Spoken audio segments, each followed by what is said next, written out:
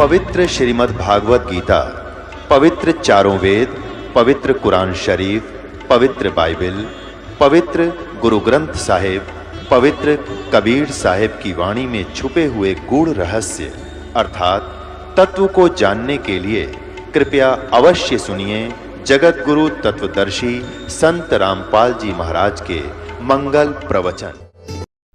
अब देखिए गीता जी के अंदर अर्जुन कितने विनम्र भाव से और युद्ध नहीं करना चाहता, हाथ जोड़ता है, गिड़गिड़ाता है भगवान के सामने और कहता भगवान मैं युद्ध नहीं करूंगा। ये देखिए प्रथमोध्याय अध्याय नंबर 1 क्या कहते हैं 32वें श्लोक में, हे कृष्ण मैं न तो विजय चाहता हूं और न राज्य तथा सुख को ही।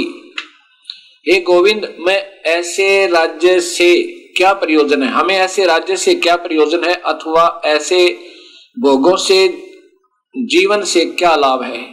ये 32वां श्लोक। अब 33वें में कहा कि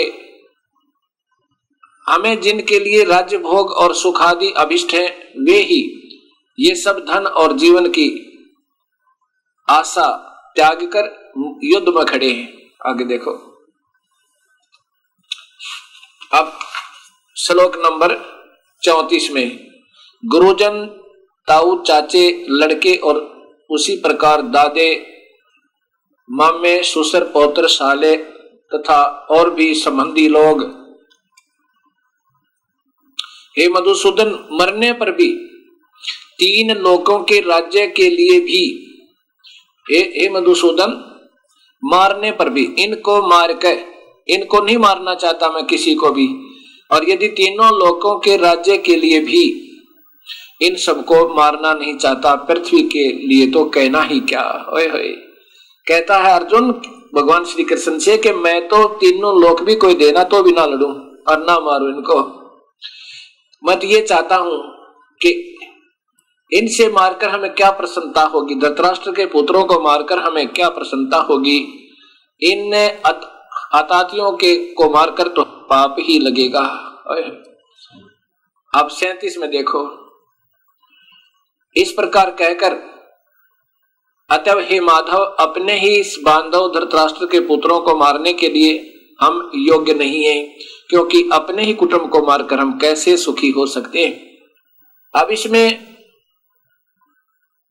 क्या कहना चाहे है अर्जुन ने कि हे परमेश्वर, हे 3 लोक के अधीश्वर, यदि मुझे कोई 3 लोक का राज्य भी देवे तो भी युद्ध नहीं करूं, ऐसा अनर्थ नहीं करूंगा, और फिर इस इंद्रप्रस्थ के राज्य के लिए, इस पृथ्वी के राज्य के लिए तो मतलब ही नहीं, अब मैं ऐसा जुल्म नहीं करूंगा। और यहां तक कहा कि ये सामने खड़े दुर्योधन और कौरव मुझे अपनी हत्या को तीर मार दें तो भी मैं अपना मरना नेक समझता हूं, जिस मेरे एक मरने से और लाखों बहन करोड़ों बहन विधवा होने से बचेंगी और करोड़ों बच्चे अनाथ होने से बच जाएंगे। यही अध्याय नंबर 1 श्री गीता जी का श्लोक नंबर 46। यदि मुझ शस्त्र रहित एवं सामना न करने वाले को शस्त्र हाथ में लिए हुए धृतराष्ट्र के पुत्र रण में मार डालें तो वह मरना भी मेरे लिए अधिक कल्याणकारक होगा। अब कहता है कि मैं मर जाऊं अकेला ही और युद्ध ना हो, बहुत अच्छा हो। अध्याय नंबर 2 श्लोक नंबर 5 में, श्लोक नंबर 5 में कितना मार्मिक हृदय विदारक बात अर्जुन कहता है। महानुभाव हे भगवान कृष्ण, क्योंकि कृष्ण मान रहा है उसको, गुरुजनों को न मार के और इस लोक में भिक्षा का अन्न भी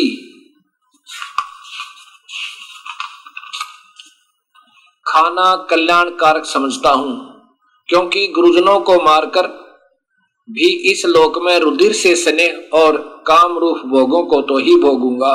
ओए होए होए। अब देखिएगा भक्त समाज, आपके सामने सच्चाई है कि अर्जुन कहता है कि इससे अच्छा, युद्ध से अच्छा तो हम भीख मांग कर गुजारा कर लेंगे और युद्ध नहीं करेंगे।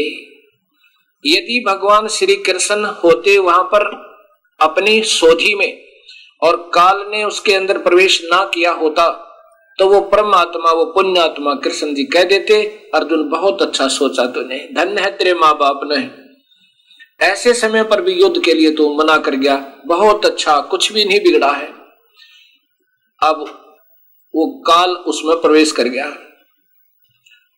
और भगवान श्री कृष्ण को तो स्वयं नहीं मालूम मैंने सारी गीता में क्या कहा, वो उन्होंने बोला। अगर ऐसा बोला होता तो वो नहीं कहते मैं काल हूं, भगवान श्री कृष्ण काल नहीं, वो तो पुण्यात्मा परमात्मा, वो तीन लोक के सतोगुण भगवान है। वो तो इन काल ने नचा दिया इन सबको।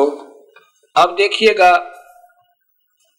इसी का प्रमाण आपको संक्षिप्त महाभारत में देता हूं।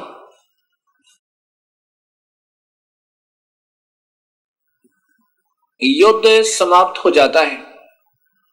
युद्ध गीता में स्वयं काल भगवान, ब्रह्म भगवान कृष्ण जी में प्रवेश करके बोल रहा है। कृष्ण जी का तो कवर यानी शरीर बोल रहा है, जैसे टेप रिकॉर्डर में कोई कैसेट दूसरी डाल दे, टेप रिकॉर्डर वही हो लेकिन कैसेट कोई और बोल रही है उसमें, ऐसा।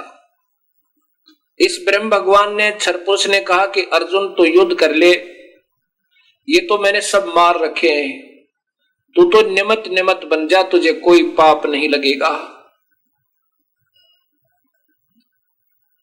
तेरे दोनों हाथों में लड्डू हैं, यदि मर गया युद्ध में तो स्वर्ग में जाएगा, और यदि विजयी हुआ तो इस पृथ्वी का राज भोगेगा और तुझे कोई पाप नहीं लगेगा। युद्ध हो जाता है, पांडव विजयी होते हैं, कौरवों का विनाश हो जाता है। युधिष्ठिर को राजगद्दी पर बैठा कर श्री कृष्ण जी कहते हैं कि अब मैं शीघ्र ही द्वारका जाने वाला हूं। तब सभी ने मिलकर एक सलाह बनाई कि श्री कृष्ण जी शीघ्र ही द्वारका जाने वाले हैं, इनसे कुछ ज्ञान, आत्म ज्ञान शिक्षा प्राप्त की जाए, इनसे सत्संग सुना जाए, ये बहुत अच्छे प्रवचन करता है। तब सभी ने मिलकर कहा कि हे श्री कृष्ण देव, आप शीघ्र ही द्वारका जाने वाले हो, हमें कुछ धार्मिक शिक्षा देकर जाओ, एक सत्संग करो। श्री कृष्ण जी ने स्वीकृति दी और साथ में स्थान और समय निहित कर दिया, वो दिन निश्चित किया।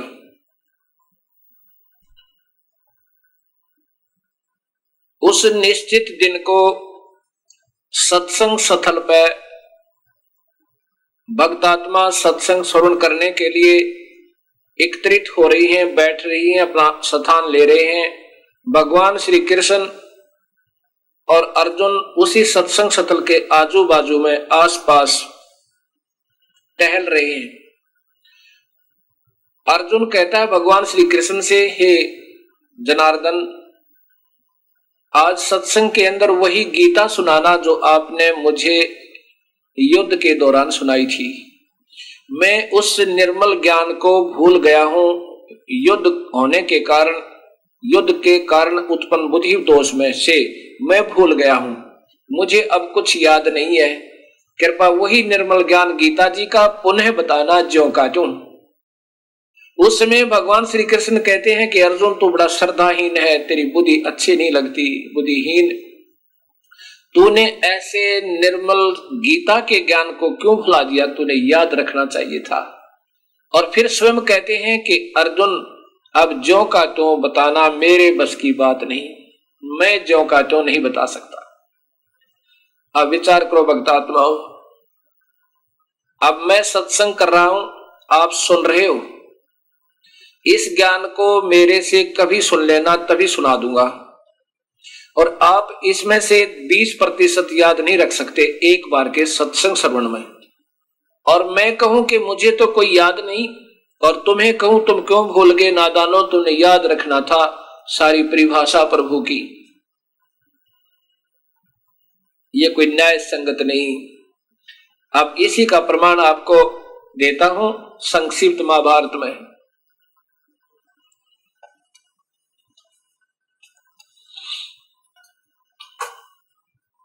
संक्षिप्त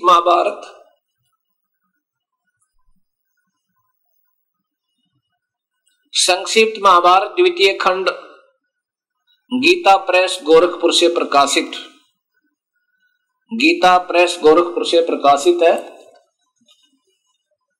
और इसी के अंदर आपको दिखाता हूं,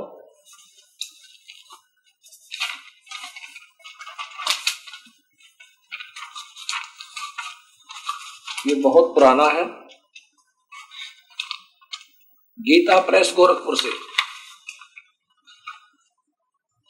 ये श्री जयदयाल गोविंद का द्वारा ही टीका है। संपादक तथा संशोधक जयदयाल गोविंद का। अब इसी के 1531 पृष्ठ पे आप स्वयं भी पढ़िएगा। अब यहां से शुरू करते हैं हम बीच में, बाकी आप देख लेना इसको अच्छी ध्यान से। अब वो वाटिका में टहलते हुए अर्जुन ने पूछा, पांडुनंदन अर्जुन श्री कृष्ण के साथ रहकर बहुत प्रसन्न थे। उन्होंने एक बार उस रमणीक सभा की ओर दृष्टि डालकर भगवान से ये वचन कहा, देवकी नंदन, जब युद्ध का अवसर उपस्थित था उस समय मुझे आपके मातम का ज्ञान और ईश्वरीय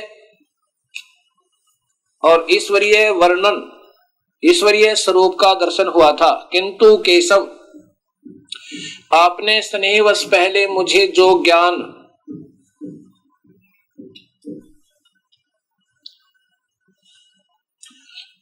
स्नेहवश पहले जो ज्ञान उपदेश किया था वह अब इस समय बुद्धि के दोष से भूल गया है। उन विषयों को सुनने के लिए बारंबार मेरे मन में उत्कंठा होती है। इधर आप शीघ्र ही जल्द ही द्वारका जाने वाले हैं, अतः पुनः वह सब विषय मुझे अर्थात पूरा गीता ज्ञान सुना दीजिए। इस पर श्री कृष्ण जी बोले अर्जुन, उस समय मैंने तुम्हें अत्यंत गोपनीय विषय का श्रवण कराया था। अपने स्वभूत रूप धर्म सनातन पुरुषोत्तम तव का परिचय दिया था और गति का निर्णय करते हुए नित्य लोकों का भी वर्णन किया था, किंतु तुमने जो अपनी नासमझी के कारण उस उपदेश को याद नहीं रखा, यह जानकर मुझे बड़ा खेद हुआ। उन बातों का अब पूरा स्मरण होना संभव नहीं जान पड़ता। पांडव नंदन, निश्चय ही तुम बड़े श्रद्धाहीन हो। ओए होए, अब देखो तुम्हारी बुद्धि अच्छी नहीं जान पड़ती। अब मेरे लिए उस उपदेश को ज्यों का त्यों दोहरा देना, गीता को ज्यों का त्यों दोहरा देना कठिन है, क्योंकि उस समय योग युक्त होकर मैंने परमात्म तत्व का वर्णन किया था, अपना नहीं किसी और परमात्मा का वर्णन किया था। अब विचार कीजिए पुण्यात्माओं, ये सच्चाई कहां है और किस प्रकार आपके सामने आ रही है। यहां देखो, भगवान श्री कृष्ण स्वयं तो कह रहे हैं कि मुझे तो कुछ याद नहीं और मैं ज्यों का तो वो नहीं बता सकता, और अर्जुन पर डांट लगा रहे हैं कि बुद्धिहीन, श्रद्धाहीन, तूने इतने निर्मल ज्ञान को क्यों भुला दिया। और स्वयं को तो कह रहे हैं कि मैंने नहीं मालूम मैंने क्या कहा था। अब जो का तो नहीं बता सकता, अर्थात पूरी गीता नहीं सुना सकता। और अर्जुन के ऊपर डांट मार रहे हैं कि श्रद्धाहीन, बुद्धिहीन, तूने याद क्यों नहीं रखा। इससे सवसिद्ध है कि भगवान श्री कृष्ण को तो मालूम ही नहीं मैंने गीता में क्या कहा था। और फिर कहते हैं कि उस समय तो मैंने उस परमात्म तत्व का, मान लीजिए ये भी विचार करना होगा, अपना नहीं उस परमात्मा का ज्ञान दिया था। अब यहां विचार करना होगा कि प्रथम तो भगवान श्री कृष्ण ने ये बोली नहीं गीता, वो काल बोल गया उसके अंदर प्रवेश करके। और ये बात कहें कि उसमें मैंने योग युक्त होके ये सब कुछ कहा था, और अब कहते हैं मैं योग युक्त नहीं हो सकता। जब युद्ध के दौरान योग युक्त हो सकते हैं भगवान श्री कृष्ण, उसमें तो पीस ऑफ माइंड था, उसमें तो और शीघ्र योग युक्त हो जाना चाहिए था। और फिर भगवान श्री कृष्ण को तो मालूम नहीं, जो का तो नहीं कह सकते, और श्री वेद व्यास जी ने वही गीता जो की तो फिर लिख दी। अब यहां विचार करना, फिर वो काल वेद व्यास जी में प्रवेश कर गया और ज्यों का तो गीता को फिर लिखवा दिया। श्री कृष्ण जी ने बोला ही नहीं था बेचारे ने, नहीं तो ऐसी पुण्यात्मा ऐसा जुल्म नहीं करवाते, दुनिया का अनर्थ नहीं करवाता। वो काल समझ गया कि यदि अर्जुन नहीं लड़ेगा तो श्री कृष्ण कहेगा चल भाई धन्य तेरी मां ने, बहुत अच्छा, और तुझे 1 लाख जीव खाने को नहीं मिलेंगे। किसको? काल भगवान को। उसने ऐसा जानकर श्री कृष्ण के अंदर प्रवेश किया और ज्ञान तो सत्य दिया, जो पूर्ण परमात्मा का जैसा भी वो है जो का तो, लेकिन स्वयं अपनी जो टिप्पणी दी वो अधूरी दी। कैसी दी कि तुझे पाप नहीं लगेंगे अर्जुन, तू युद्ध कर ले, तुझे पाप नहीं लगेंगे। आगे बताएंगे अर्जुन को पाप लगा। एक भक्त आत्मा मुझे मिला, उसने कहा कि हमारे गुरुदेव ने गीता जी को बड़ा छान रखा है। आपके पूज्य गुरुदेव जी का क्या शुभ नाम है? इस दास ने उस भक्त से पूछा। श्री आसाराम जी। आज कौन नहीं जानता, इस हिंदुस्तान के कोने कोने में उनका नाम गूंज रहा है। फिर इस दास ने भी उनके वचन संस्कार टीवी पर देखे। उन्होंने क्या कहा आसाराम जी ने वचनों में कि गीता जी के ज्ञान को सुनकर अर्जुन का भय नहीं रहा, अर्जुन निर्लेप हो गया, ऐसा ऐसा बहुत कुछ कहा उन्होंने। अब ठीक है, महापुरुषों का उद्देश्य तो अच्छा ही होता है, भक्त आत्माओं को मार्गदर्शन करने का ही होता है। अब यहां उन्होंने फिर यह भी बताया कि हमारे गुरुदेव आसाराम जी द्वारा गीता बिल्कुल जौका तो सही श्रेष्ठ ज्ञान दिया है, आप उनको पढ़कर देखना। मेरे से उन्होंने कहा, किसने? श्री आसाराम जी के शिष्य ने। फिर मैंने उनसे पूछा कि आप क्या पूजा करते हो, आपका इष्ट कौन है? आसाराम जी के शिष्य ने बताया, मेरा इष्ट श्री कृष्ण भगवान है, यही सर्वस्वा है। हमारे गुरुदेव ने बताया यही पूर्ण ब्रह्म है, यही पार ब्रह्म है, यही सर्वशक्तिमान है और जो कुछ चाहे सो कर सकते हैं। और हमारे गुरुदेव आसाराम जी ने गीता जी का सत्य ज्ञान दिया है। गीता जी तो ज्ञान सत्य ही है, लेकिन सरलार्थ ठीक किया होगा, बहुत अच्छी बात है।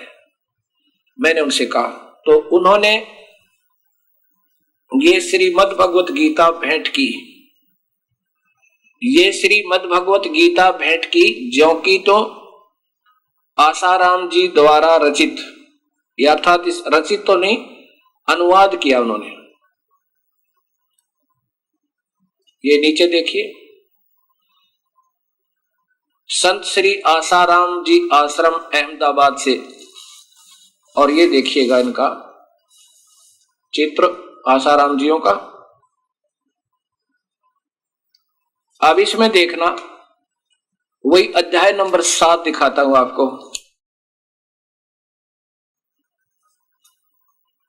अध्याय नंबर 7 और श्लोक नंबर 18 देखो। अनुत्तम का अर्थ इन्होंने अति उत्तम लिखा है। 7वां अध्याय 18वां श्लोक, ये लिखा है माम एवं अनुतमाम गतिम, ये अनुतम है। इस अनुतम का इन्होंने क्या अर्थ किया है? अति उत्तम। ये सभी उद्धार हैं, परंतु ज्ञानी तो साक्षात मेरा स्वरूप ही है, ऐसा मेरा मत है। क्योंकि यह मदगत मन बुद्धि वाला ज्ञानी भक्त अति उत्तम गति स्वरूप मुझमें ही स्थित अच्छी प्रकार स्थित है। देखो, ज्ञानी भक्त अति उत्तम गति स्वरूप मुझमें, यहां इसका अनुत्तम लिख लो।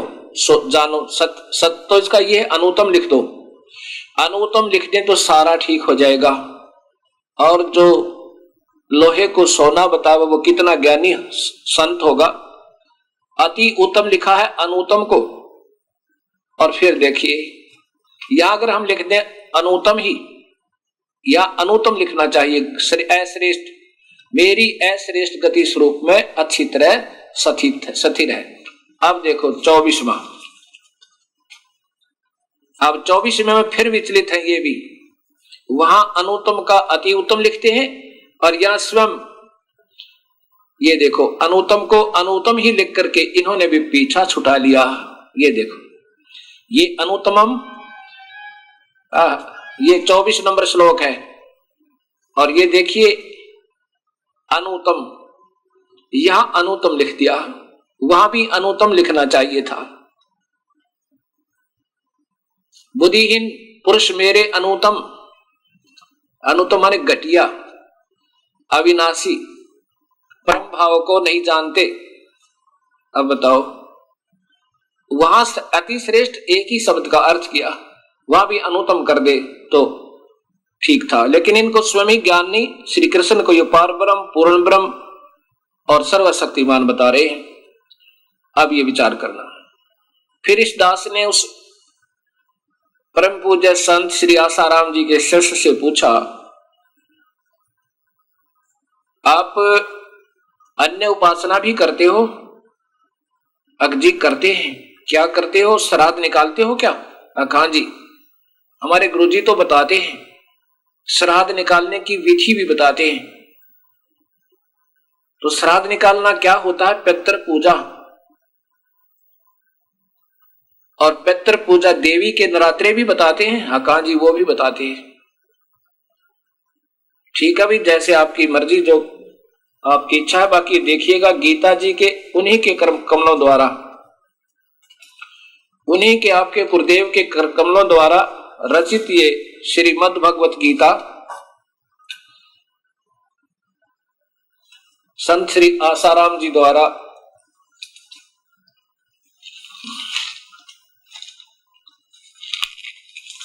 श्री योग वेदांत सेवा समिति संत श्री आसाराम जी आश्रम साबरमती अहमदाबाद, दरियावर रोड, जहांगीरपुर,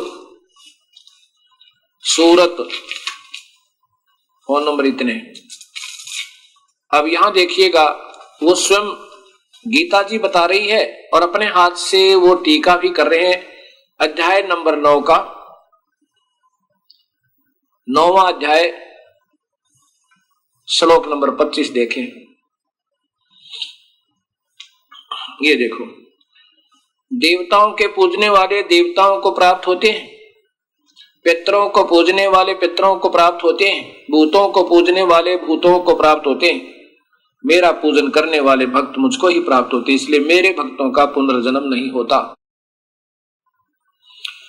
अब क्या कहते हैं? भूतों को पूजने वाले भूतों को प्राप्त होते हैं, पितरों को पूजने वाले पितरों को पूजने वाले पितरों को प्राप्त होते हैं। और ये शास्त्र विरुद्ध साधना है देवी देवताओं की पूजा और पितृ पूजा, भूत पूजा। अब विचार करो, जो संत ये कहे गीता कुछ बतावे, अर्थात ये हमारा सिलेबस है पढ़ाई का, भक्ति का, भक्तों का, इसमें लिखा कुछ है और शिक्षक पढ़ा कुछ रहा है, तो बच्चे सारे फेल होंगे, क्योंकि आउट ऑफ सिलेबस स्टडी कभी सफल नहीं हो सकती, वो पास नहीं हो सकते। अब यहां देखिएगा, गीता जी मना करती है आन देवताओं की पूजा नहीं करना। आन देवताओं में भगवान श्री कृष्ण भी आते हैं तीनों गुण के आधार पे, और ये स्वयं लिखते हैं गीता में, ये स्वयं भी लिख रहे हैं कि तीनों गुणों के द्वारा जिनका ज्ञान हर लिया, यानी त्रिगुणमयी माया के द्वारा जिनका ज्ञान हर लिया, वही नर अधम नीच व्यक्ति, मनुष्यों में नीच दुष्कर्म करने वाले, वो मुझे नहीं बचते अर्जुन, मुझे मीन ब्रह्म काल की पूजा नहीं करते, तीनों गुणों की पूजा तो रिजेक्ट करते हैं। इन्हीं के शब्दों में देख लो, ये स्वयं बता रहे हैं 7वें अध्याय में 12वें श्लोक में से प्रारंभ है। गीता जी श्री आसाराम जी द्वारा टीका अपने कर कमलों से लिख रहे हैं कि इन तीनों गुणों को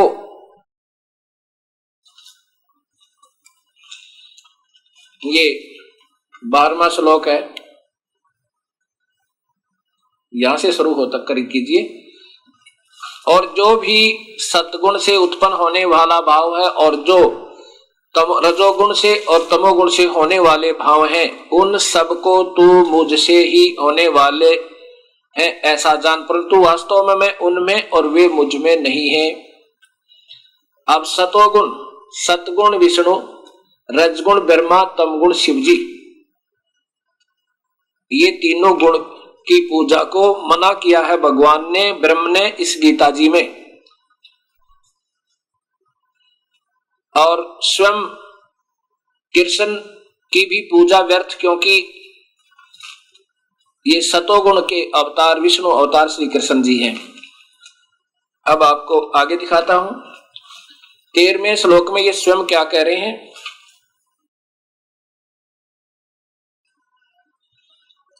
13वें श्लोक में गुणों के कार्य रूप सात्विक, राजस और तामस, इन तीनों देवताओं रजगुण ब्रह्मा, सदगुण विष्णु, तमगुण शिवजी से, इन तीनों प्रकार के भाव से अर्थात इन्हीं की भक्ति के आधार पर सारा संसार प्राणी समुदाय मोहित हो रहा है। इसलिए इन तीन गुणों से परे ब्रह्मा विष्णु महेश से ऊपर मुझ अविनाशी को नहीं जानता। ये काल कह रहा है कि मैं इनसे दूर हूं। वो कैसे है वो फिर देखिएगा। ये एक ब्रह्मांड अंड का लघु चित्र, ये देखिएगा, दिखन दे,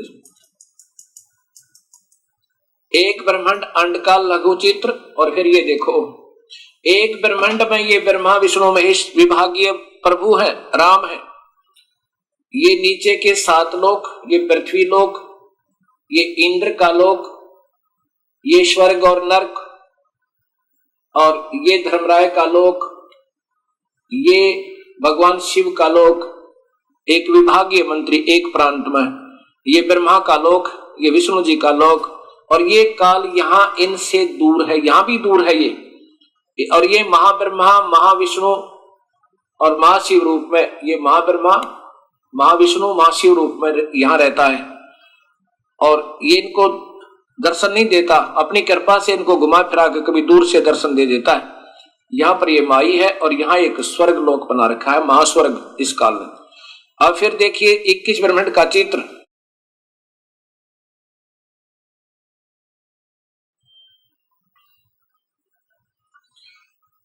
ये ज्योत निरंजन काल ब्रह्म के लोक 21 ब्रह्मांड का लघु चित्र।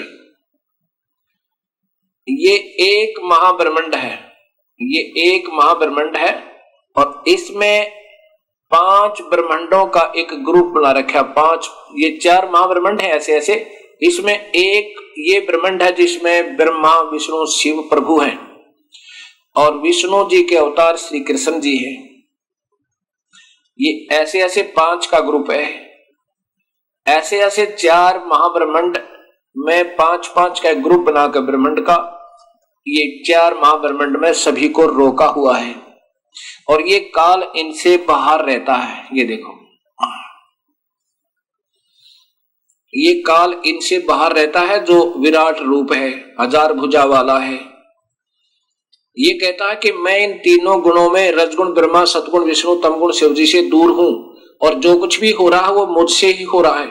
इसी काल ने ये नकली सतलोक, नकली अलखलोक नकली अगम लोक अनामी लोक बनाए हैं। यहाँ इन अच्छी पुण्यात्माओं ने जिन्होंने युगों युगों अच्छी साधना वेद विधि से की हुई है, उन 12 को चुन लेता है, यहाँ रखता है उन अपने ऋषियों को, और फिर इनको यहाँ पर गलत मार्गदर्शन करने के लिए, शास्त्र विरुद्ध साधना बताने के लिए इन 12 गुरुओं को भेज देता है। उनके पिछले पुण्य कर्मों के आधार पर वो सुखी भी नजर दिखाई देते हैं, और सब शास्त्र विरुद्ध साधना अपने अनुयायियों को बताते रहते हैं। वेदों में लिखा कुछ है, गीता में लिखा कुछ है, साधना कुछ बता रहे, उसके विपरीत ये काल के दूत बताए। वो 12 वहां रखता है अपने एक कोने में, और फिर उनको यहां भेज देता है। गलत मार्गदर्शन करके लाखों की संख्या में गुमराह कर जाते हैं भोली आत्माओं को, फिर उसके दोष के भागी ये स्वयं ये संत बनते हैं। इनको फिर वहां उल्टा लटकाया जाता है, इनको भी सजा मिलती है, जिनको ये काल अपने दूत बनाकर भेजता है। ये नहीं बख्शता किसी को भी। तो ये काल इनसे न्यारा है, और ब्रह्मा विष्णु महेश रजगुण सतगुण तमगुण है। ये भी अभी आपको देवी भागवत महापुराण में प्रमाण दूंगा कि स्वयं स्वीकार करते हैं कि हम तो जन्म मरण में हैं, हम तो नित्य है ही नहीं, हम तो जन्म और मरण में है, हमारा आविर्भाव होता है, हमारा जन्म होता है। अब फिर वही गीता जी संत श्री आसाराम जी आश्रम अहमदाबाद के द्वारा, और ये इन्हीं के द्वारा लिखी हुई श्रीमद् भगवद गीता, श्री योग वेदांत सेवा समिति, संत श्री आसाराम आश्रम साबरमती अहमदाबाद। इसी में फिर देखिए 7वां अध्याय जो प्रकरण चल रहा है, 7वां अध्याय और श्लोक नंबर 15, 14 देखो। 13 तो आपने सुना, आपको सुना दिया। 14 देखो, क्योंकि ये अलौकिक अति अद्भुत है।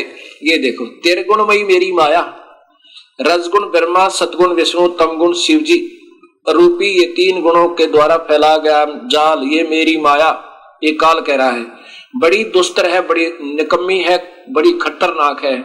और परंतु जो पुरुष केवल मुझको निरंतर भजते हैं, वे ही इस माया को उल्लंघन कर जाते हैं, अर्थात संसार सागर से तर जाते हैं। अब ये देखो, इस त्रिगुणमयी माया के द्वारा, यानी तीनों गुण रजगुण ब्रह्मा सतगुण विष्णु तमगुण शिव जी के द्वारा जिनका ज्ञान हरा जा चुका है, ऐसे असुर स्वभाव भाव को धारण किए हुए मनुष्यों में नीच दूषित कर्म करने वाले मूढ़ लोग मुझे नहीं बजते। ओए होए, अब देख लो, कई भक्तात्मा ये शंका व्यक्त करते हैं कि ये क्या प्रमाण है कि रजगुण ब्रह्मा है, सतगुण विष्णु है, तमगुण शिव जी है, क्योंकि वो तो वही कर सकते हैं जिनको ना तो गुरु अच्छे मिले, उनके गुरुओं को स्वयं ज्ञान नहीं, जिनको जो आज तक अभी ब्रह्मा विष्णु महेश को अजर अमर अजन्मा बता रहे हैं वो संत, वो कितने ज्ञानवान होंगे ये समाज स्वयं देख लेगा। अब दिखाता हूं आपको कि रजगुण ब्रह्मा सतगुण विष्णु तमगुण शिव जी, ये देवी भागवत महापुराण प्रमाण करती है। आप देखिएगा, गीता प्रेस गोरखपुर से प्रकाशित श्रीमद् भगवत श्री देवी भागवत केवल हिंदी सचित्र मोटा टाइप, गीता प्रेस गोरखपुर से प्रकाशित, और इनके प्रकाशक श्रीमद् भगवत गीता मोटा टाइप, नीचे देखो, संपादक हनुमान प्रसाद पोदार, चमन लाल गोस्वामी, इन दो ने मिलकर इसका वो किया है। अब यहां देखो, इसके 3रे स्कंद में अजर अमर नहीं है ब्रह्मा विष्णु महेश, ये स्वयं स्वीकार करते हैं। ये कहते हैं, ये 3रा स्कंद चल रहा है ऊपर,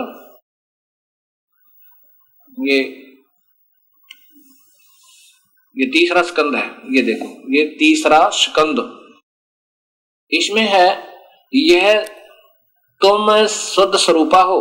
विष्णु जी कह रहे हैं स्वयं, तुम शुद्ध स्वरूपा हो, यह संसार सारा संसार तुम ही से उदासित हो रहा है। मैं ब्रह्मा और शंकर, विष्णु ब्रह्मा और शंकर, हम सभी तुम्हारी कृपा से विद्यमान है, हमारा आविर्भाव है। ओए होए, हम तो जन्मते और मरते हैं, त्रोभाव माने मृत्यु है, केवल तुम ही नित्य हो, जगत जननी हो, प्रकृति हो।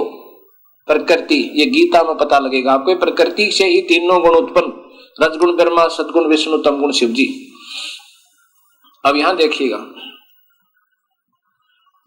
अब यहां पर विष्णु जी कहते हैं, स्वयं भगवान शंकर बोले, हे देवी, यदि महाभाग विष्णु तुमसे प्रकट हुए हैं और उनके बाद उत्पन्न होने वाले ब्रह्मा, विष्णु भी काल और इस देवी से उत्पन्न हुआ और ब्रह्मा भी तो तुम्हारे ही बालक हुए, तो मैं तमोगुणी शंकर, लीला करने वाला शंकर, क्या तुम्हारी संतान नहीं हुआ? अर्थात मुझे भी उत्पन्न करने वाली तुम ही हो शिवे। अब देखो भगत समाज, अब पता चलेगा कि सच्चाई कहां है। अब आपको इसी देवी भागवत महापुराण की संस्कृत सहित दिखाता हूं।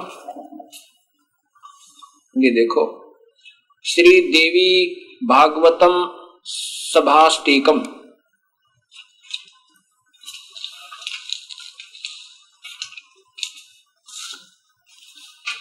इसके संपादक हैं खेमराज श्री कृष्णदास प्रकाशन बंबई, इसके प्रकाशक हैं। और इसी के तीसरे स्कंद में स्वयं भगवान स्वीकार कर रहे हैं,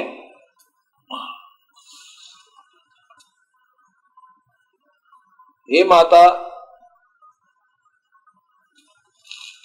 ये देखो तीसरा स्कंद है, ये सब लोकों के सृजन करने की इच्छा करने वाले हरि यानी विष्णु, ब्रह्मा और शिव, ये सब तुम्हारे चरणामृत की भक्ति और प्रीति को प्राप्त होकर करते हैं। हे माता, यदि हमारे ऊपर सदा आप दया युक्त हो, आप हमारे पर दयालु हो, तो हमको तमगुण में, शिव कह रहा कि मुझे तो तमगुण बना दिया आपने, किस प्रकार प्रदान किया है, और ब्रह्मा रजोगुण और हरि सतगुण है। ओए हे मालिक, आप देखो, शिव जी कह रहे हैं कि आप हमारे पर दयालु हो तो हमें ऐसा दुष्कर्म करने की ड्यूटी क्यों दी? ब्रह्मा शरीर बनवावा, विष्णु पाड़र मैं मारूं। देखो रो रहे हैं बेचारे, ये स्वयं कह रहे हैं, हे माँ, यदि आप हमारे ऊपर दया युक्त हो, दयालु हो, तो हमको यानी मुझे तो तमोगुण में प्रदान कर दिया, और ब्रह्मा रजोगुण और हरि सतोगुण यानी विष्णु को सतोगुण में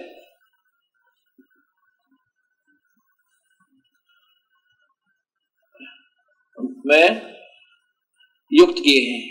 ये संस्कृत भी साथ है, ये ऊपर देखिएगा, ये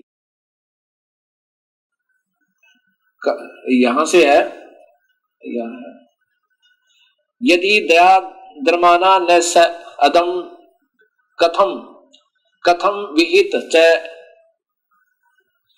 तमोगुण, मैं तो तमोगुण क्यों बनाया, और कमल जय ब्रह्मा, कमल जय मान कमल में उत्पन्न होने वाले रजोगुण, और सुहित और सुहित किमो सतोगुण हरि, विष्णु को आपने किस लिए सतोगुण बना दिया। अब ये सब प्रमाण देख कर वो भक्त आत्मा जो आसाराम जी के सेवक बहुत ही ज्यादा प्रभावित हुए और कहा जी अब तो पुनः सोचना होगा। मैंने कहा भी अब भी समाज नहीं सोचेगा तो फिर मौज है। जिन्होंने आज तक ये ज्ञान नहीं दिया कि ब्रह्मा विष्णु महेश क्या चीज है, एक त्रिलोकीय यानी एक विभागीय मंत्री को कोई प्रधानमंत्री, मुख्यमंत्री, राष्ट्रपति बता रहा है तो वो आपको क्या लाभ दिला सकता है। और भूत पुजवावा, पितर पुजवावा, कोई भी ला लो, जो शास्त्र के विरुद्ध साधना जो दे रहा है वो आपका साथी नहीं, चाहे मैं भी क्यों ना हो, आपका वो दुश्मन समझ लेना। इस मनुष्य जीवन के साथ जो खिलवाड़ कर रहे हैं मेरे जैसे अनजान संत, तो ये इससे बड़ा धोखा कुछ नहीं। और मेरी तो यही प्रार्थना है सभी भक्तात्माओं से, संतों से, कि इन शास्त्रों को पुनः देखो और साथ में अपनी हार स्वीकार करो, प्रभु से अक्षमा याचना करो, पूर्ण परमात्मा से। वो बड़ा दयालु है, आपके ऊपर मेहर करेगा, क्योंकि वही हमारा सबका पिता है, कबीर परमेश्वर। और सत भक्ति स्वयं भी स्वीकार करें और अनुयायियों को भी कह दें कि सत मार्ग ढूंढ लो जहां मिला है।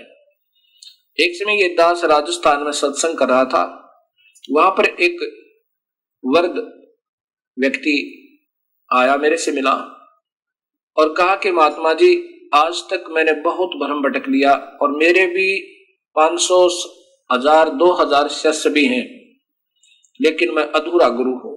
आज मुझे पता चला कि मैं महान दोषी हूं और मैंने आज शाम को जाकर सबसे कह दिया और सब जगह इतला भिजवा दी कि मैं तुम्हारा गुरु नहीं, मैं स्वयं अधूरा हूं और पाप का भागी हूं, तुम्हारा वजन उठा लिया मैंने आज सत्संग सुना है और तुमने इच्छा हो अपनी मर्जी से कहीं संत ढूंढ लो, मैं पूरा गुरु नहीं हूं और आज से मैं अपने आप को आपके भार से मुक्त करता हूं।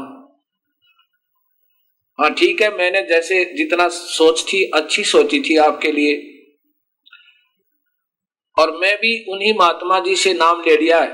मेरे पास आए और अक्षमा याचना की। मैंने कहा कोई बात नहीं, मैं तो एक दास हूं आपका, आप मेरे गुरु बनकर आ जाओ, लेकिन पूजा ये कर लो।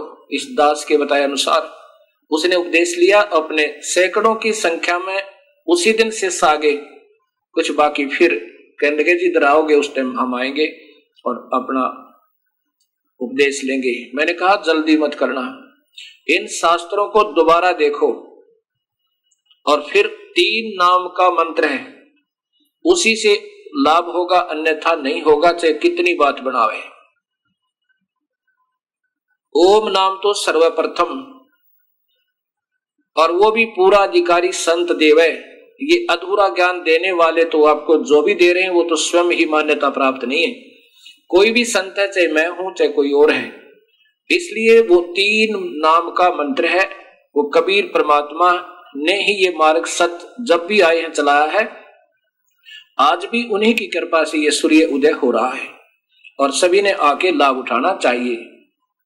अब गीता जी में प्रमाण फिर देखिए, काल कहता है कि मेरे से और इस प्रकृति देवी से, इन तीनों ब्रह्मा विष्णु महेश की और साथ में सभी प्राणियों की उत्पत्ति होती है। यही गीता जी, गीता प्रेस गोरखपुर से प्रकाशित।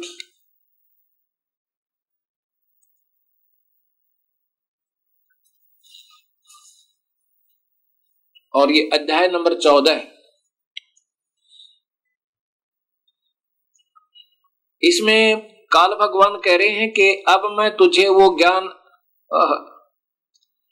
वो अनुत्तम ज्ञान उत्तम और उत्तम से उत्तम ज्ञान में फिर बताऊंगा, जिसको सुनकर ये सब संसार सागर से पार हो जाते हैं। ज्ञानों में अति उत्तम उस, अब देखो यहाँ उत्तम का अर्थ अति उत्तम, बिल्कुल ठीक किया, और अनुत्तम का भी अति उत्तम लिखा है, तो वो काहे कि समझदारी है उनकी।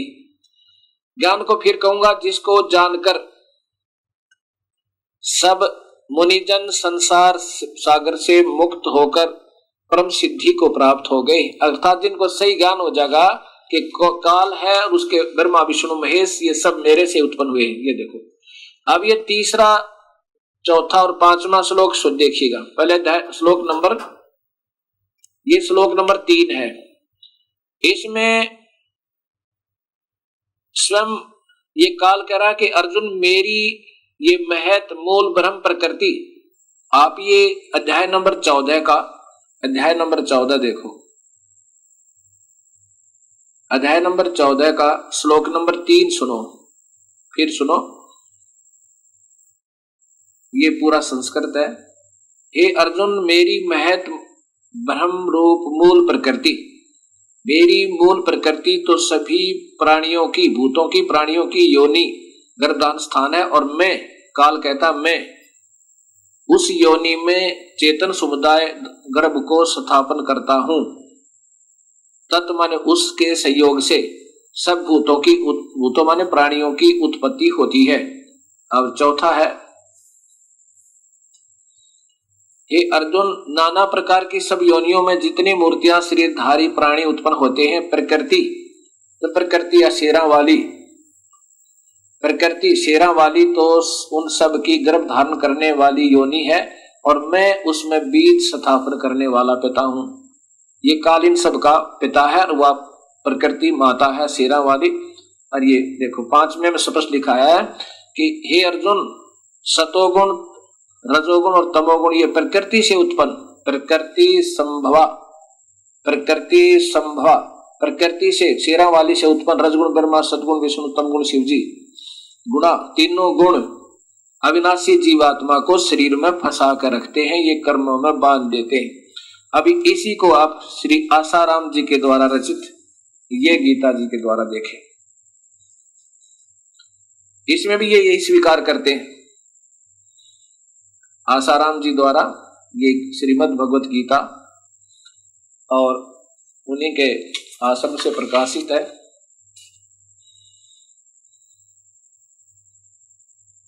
श्री संत आसाराम जी आश्रम, श्री योग वेदांत सेवा समिति, श्री संत श्री आसाराम जी आश्रम, साबरमती, अहमदाबाद, ये इनके फोन नंबर दिए। और इसमें भी 14 नंबर में, श्लोक नंबर 14 में स्वयं देखें, अध्याय नंबर 14 में, ये अध्याय नंबर 14वां अध्याय। अच्छा, यहां देखिए 3 में, ये अर्जुन, मेरी महत ब्रह्म रूप मूल प्रकृति संपूर्ण भूतों की योनि है, अर्थात गर्भाधान स्थान है। मैं उस योनि में चेतन समुदाय का गर्भ को स्थापन करता हूं। उस जड़ चेतन संयोग से सब भूतों की उत्पत्ति होती है।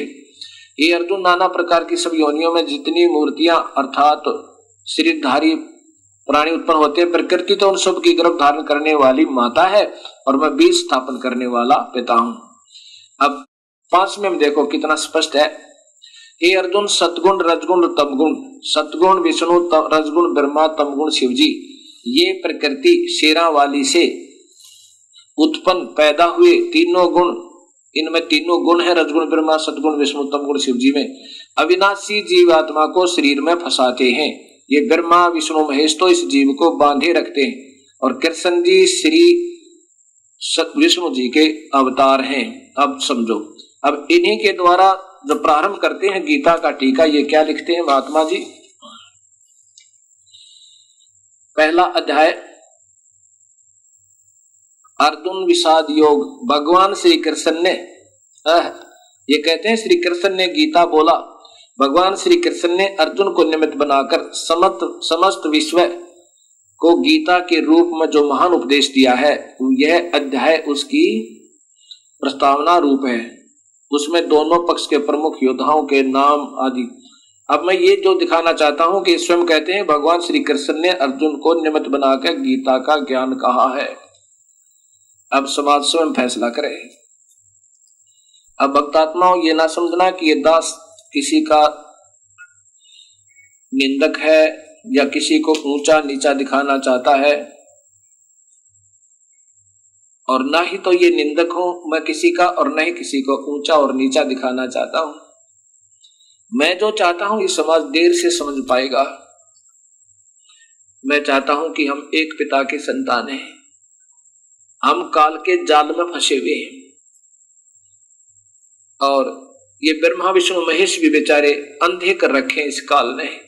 इनको भी नहीं मालूम हमारा पिता कौन है, हमारी माँ कौन है। अब पता चला, वो भी हीट एंड ट्रायल मेथड थे, पता चला कि अब प्रकृति हमारी माँ है और पिता का फिर भी ज्ञान नहीं। वो खूब ढूंढ रहे हैं, उन्होंने शुभ साधनाएं की हैं, लेकिन फिर भी उनको दर्शन नहीं देता। जब अपने पुत्रों को भी मारकर खाता है ये काल, और इनको खुद भगवान शिव कितने उदास होकर कहते, माँ, अभी देवी भागवत महापुराण आपने देखा और पढ़ा, हे माँ, आप अगर हमारे ऊपर दयालु हो तो ऐसे दुष्कर्म में हमें क्यों लगाया। मैं तो जीवों को मारूं और ब्रह्मा या पैदा करवावा विष्णु पाले। अब ये काल इनका पिता 1,00,000 जीवों का आहार करता है और गुप्त रूप में सब कार्य इन पुण्यात्माओं ब्रह्मा विष्णु महेश आदि से ये करवाता रहता है। अब ये सत्य ज्ञान है। प्रातः स्मरणीय श्री आसाराम जी के शिष्य जो इस दास से मिले, बड़े विनम्र भाव से उन्होंने बात की, क्योंकि भक्तात्माओं में भक्तों जैसे लक्षण हुआ ही करते हैं। उनको तलाश भी होती है प्रभु की, और तलाश भी वही कर रहे हैं जिनको ये ज्ञान है कि प्रभु के भक्ति बिना ये जीव अधूरा है। तो इस दास को उस श्री आसाराम जी के शिष्य ने ढेर सारी पुस्तकें आसाराम जी द्वारा रचित अर्थात उनके आश्रम से प्रकाशित इस दास को दी। ये देखिएगा,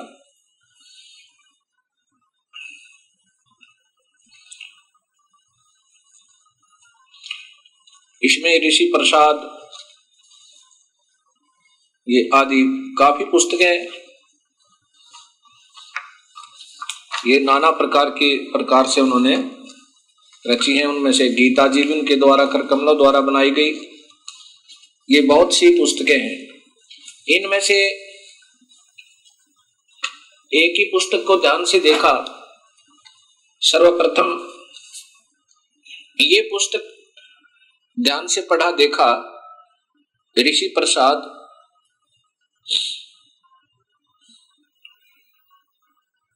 श्री संत श्री आसाराम जी आश्रम द्वारा प्रकाशित। और ये देखना इधर ध्यान से, वर्ष 12 अंक 112 अप्रैल 2002 चैत्र मास विक्रमी संवत 2058। ये इसका प्रकाशन का वो है। ये इसके पृष्ठ नंबर 2 पे आप देखिएगा। ये प्रश्न नंबर 2 को पढ़ना जरा।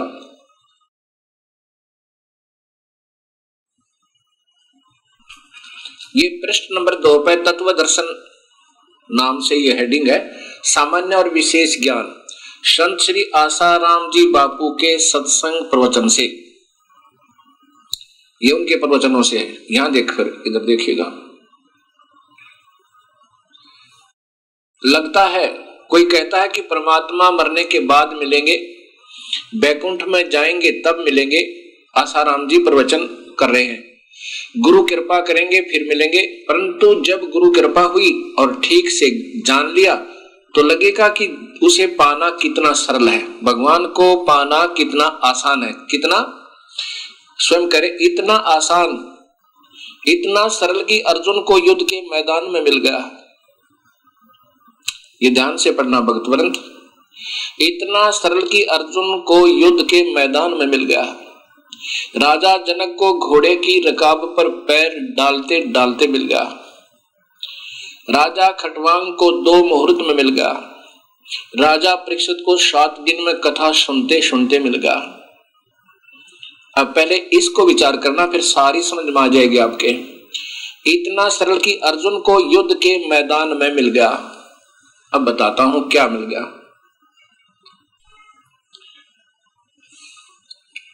एक तरफ तो आसाराम जी भगवान श्री कृष्ण को सर्वस्वा वासुदेव, वासुदेव का अर्थ होता सर्वव्यापक, और परब्रह्म पूर्ण ब्रह्म सर्वशक्तिमान मानते हैं और श्री कृष्ण के परम पुजारी हैं और कृष्ण जी को भगवान मानते हैं। अब यदि श्री कृष्ण जी भगवान थे, परमात्मा थे, तो वो तो अर्जुन को पहले ही मिल चुके थे, वो तो उनके साथ रहते ही थे।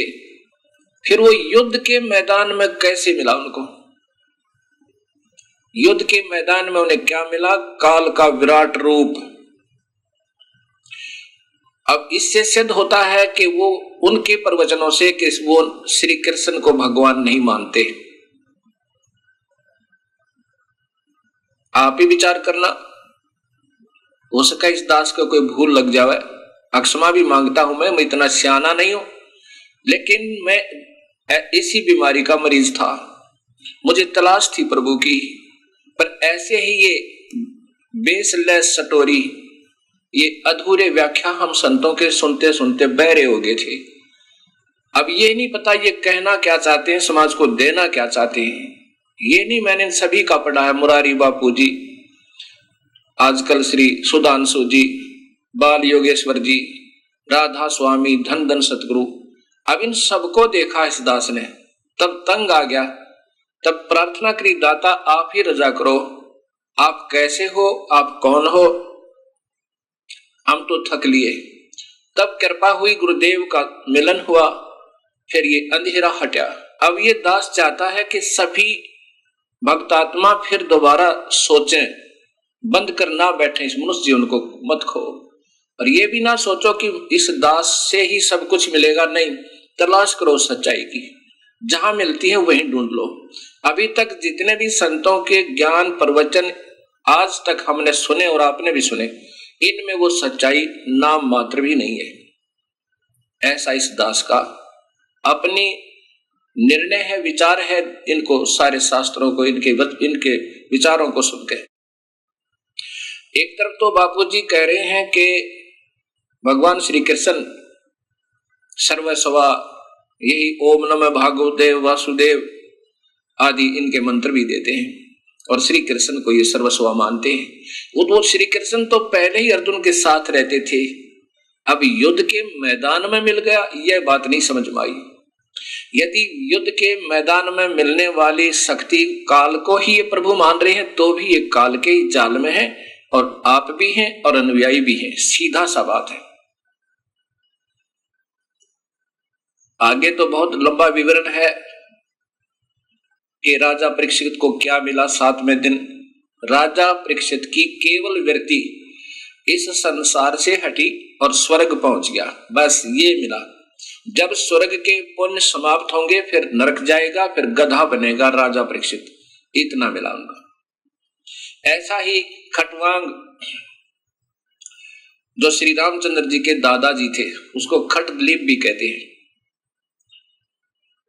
उन्होंने हृदय से याद किया, उसको पता चला था कि 2 घड़ी की तेरी आयु है, बस तब भूल गया सारे जीवन को। अब कोई बता दे किसी को कि तेरे ज्यादा जीवन नहीं है, फिर देखो उसकी तड़प।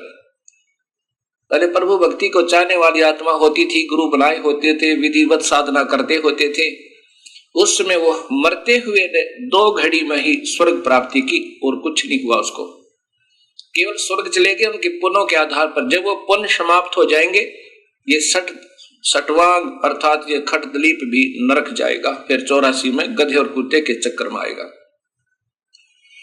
राजा जनक को घोड़े की रकाब पर अगर भगवान मिल जाता तो फिर राजा जनक ही नानक जी के रूप में दोबारा जन्म नहीं लेते। श्री गुरु नानक देव जी वही राजा जनक के अवतार हैं वे, और फिर कबीर परमेश्वर से मिले तो उनका छुटकारा हुआ, मुक्ति हुई।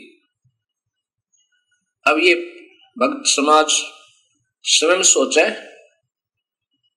और ढूंढ सच्चाई को ढूंढे। अब यहां एक समस्या और आती है। एक भक्त मुझे मिला, वो कहने लगा, जी आपके अभी तक जितना सत्संग सुना है इससे तो बिल्कुल निर्णय हो गया है कि परमात्मा कौन है, वो तो शास्त्र प्रमाणित है, और संतों को आंखों देखे संतों का प्रमाण आपने जो दिया है वो तो हृदय में समा गया है। अब ये समस्या आई है मेरे सामने, क्या कहता है कि मैंने एक संत तक नाम ले रखा है, उसने नाम भी बताया राधा स्वामी पंत से,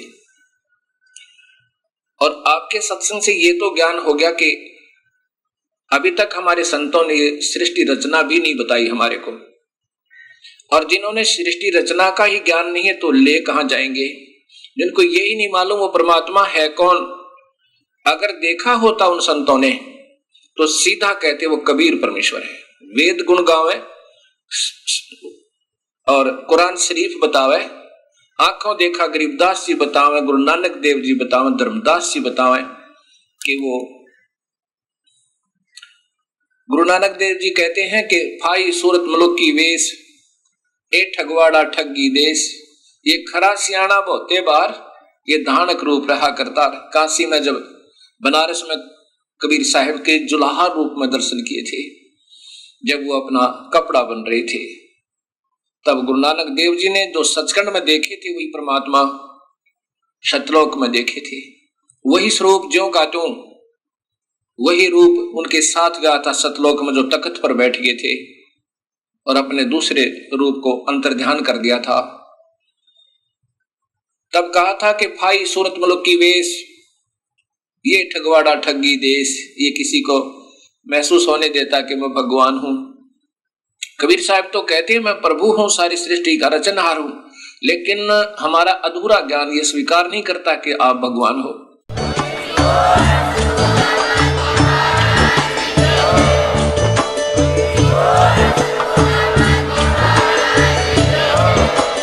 आप सुन रहे थे जगत गुरु तत्वदर्शी संत रामपाल जी महाराज जी के मंगल प्रवचन। अधिक जानकारी के लिए विजिट कीजिए हमारी वेबसाइट www.jagatgururampalji.org। संत रामपाल जी महाराज जी के शुभ आशीर्वाद से पूरे विश्व भर में 500 से भी ज्यादा नाम दीक्षा केंद्र हैं, जिन पर संत रामपाल जी महाराज जी द्वारा ऑनलाइन निशुल्क नाम दीक्षा दी जा रही है। अपने नजदीकी नाम दीक्षा केंद्र का पता करने के लिए संपर्क करें 8222880541।